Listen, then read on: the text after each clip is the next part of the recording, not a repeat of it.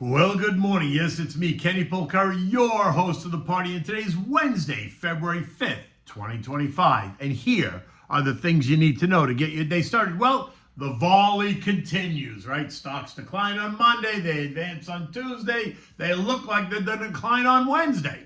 Eco data came in line. AMD and Google, though, disappointed after the bell. China now announcing they're launching a probe into Apple, sending that stock lower. And there are 4 Fed heads due to take the stage today.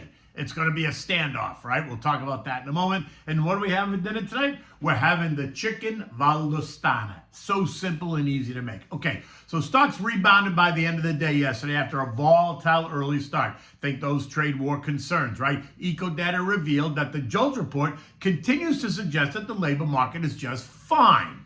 They reported 7.6 million jobs available, which was below the expectation, giving some the right to suggest that the labor market is falling apart and the Fed needs to cut rates now.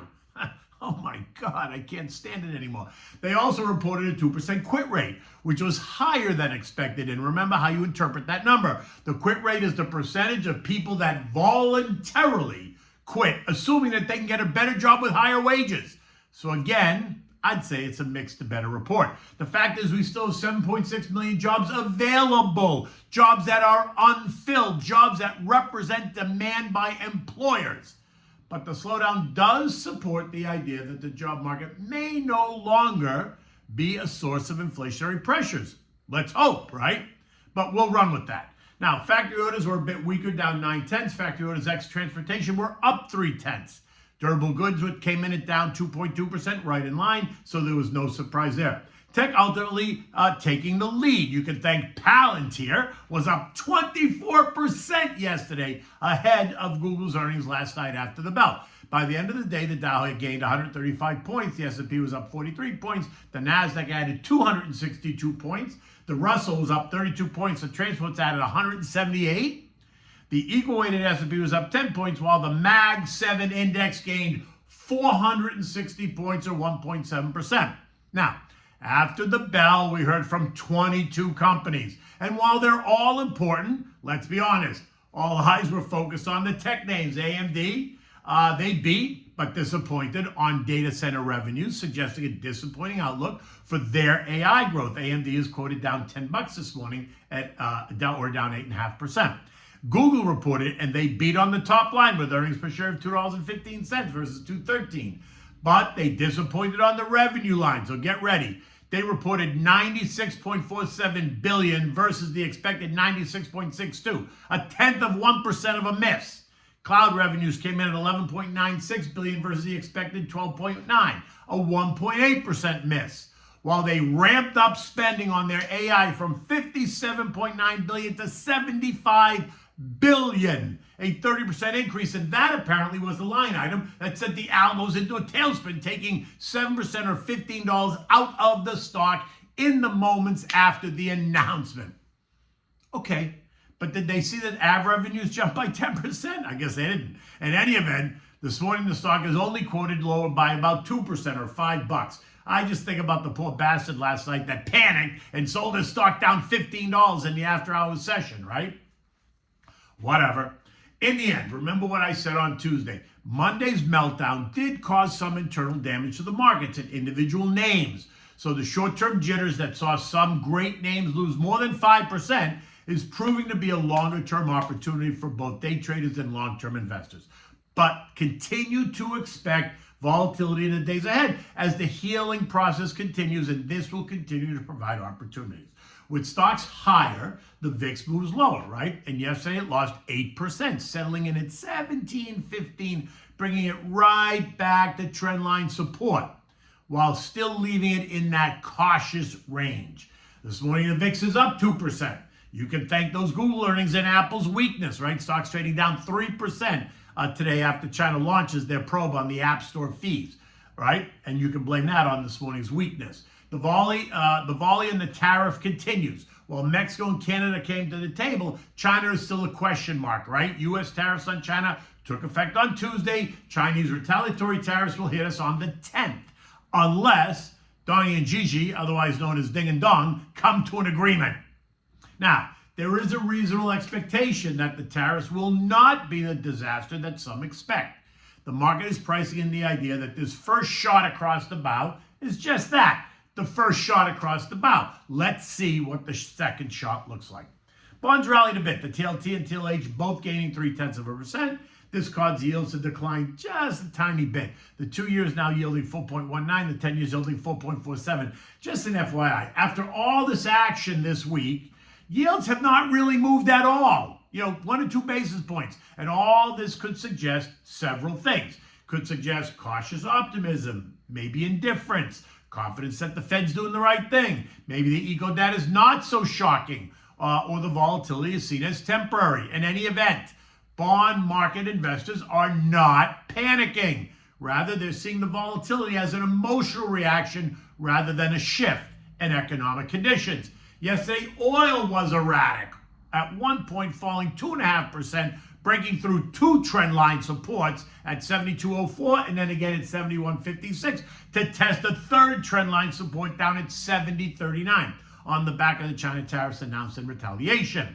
But it ultimately ended the day at 72.70, right? As some almost flat, as some speculated that this issue is really not an issue. This morning, oil is down 50 cents at 72.15 after the API reported that U.S. crude stockpiles and gasoline inventories increased by 5.03 and 5.43 million barrels. The increase in stockpiles suggesting waning demand. Whatever. Gold, on the other hand, shot higher, gaining $17 to end the day at 28.74, which was a new high on the flight to safety trade idea. Think the tariffs, right? This morning, that flight to safety trade is still alive as gold traders took it into a new century, rising $26 to $29.0150. Gold is now up $9.75 year to date. This is on top of the 22% move higher last year, leaving gold, which is typically a boring asset, as one of the most recent best performing assets in your portfolio.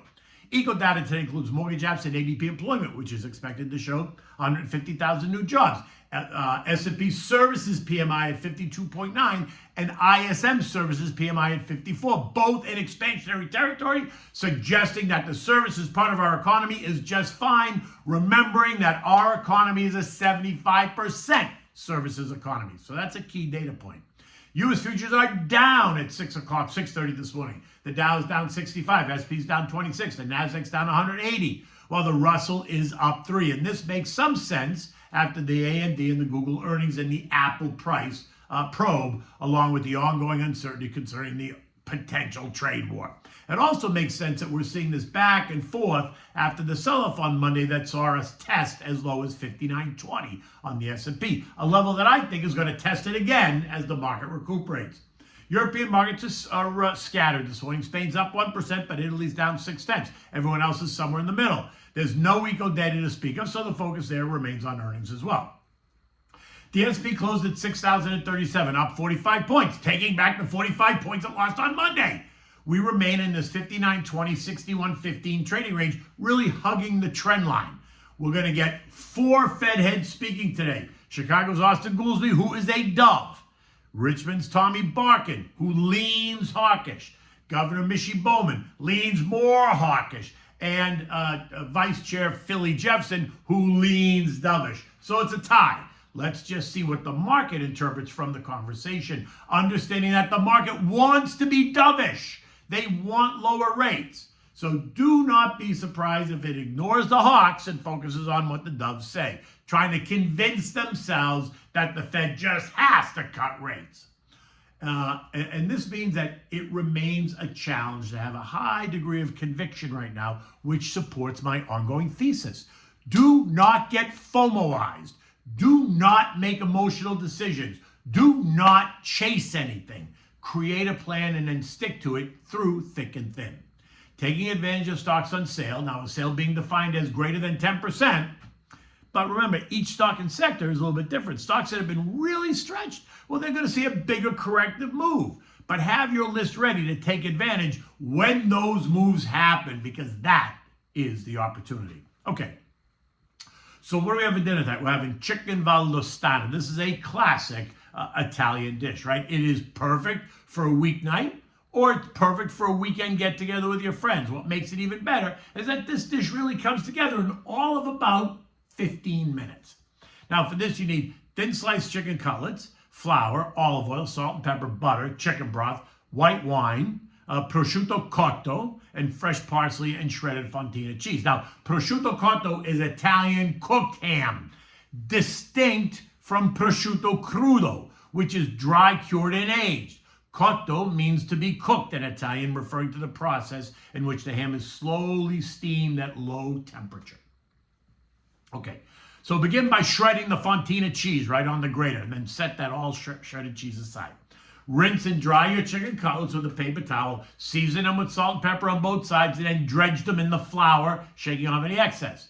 Now, in a big saute pan, heat up the butter with some olive oil, get it nice and hot. Then sear the chicken cutlets on each side. So it might be 2 or 3 minutes per side, right? Once you've seared it on both sides, deglaze the pan with some white wine, and then add in the chicken broth to make a nice broth, right? Now, top the chicken cutlets with the prosciutto cotto, and then the shredded fontina cheese all over the whole thing. Then cover it, turn the heat to low, and let it cook until all the cheese is nice and melty. Bang! That's it. You're there. It's all done. And serve this when you take it out, you serve it, the cheese kind of drips off of it, the prosciutto cotto's caught underneath. It is just perfect. Everyone is sure to enjoy. Look, it's another beautiful day here in South Florida. Until tomorrow, you take good care.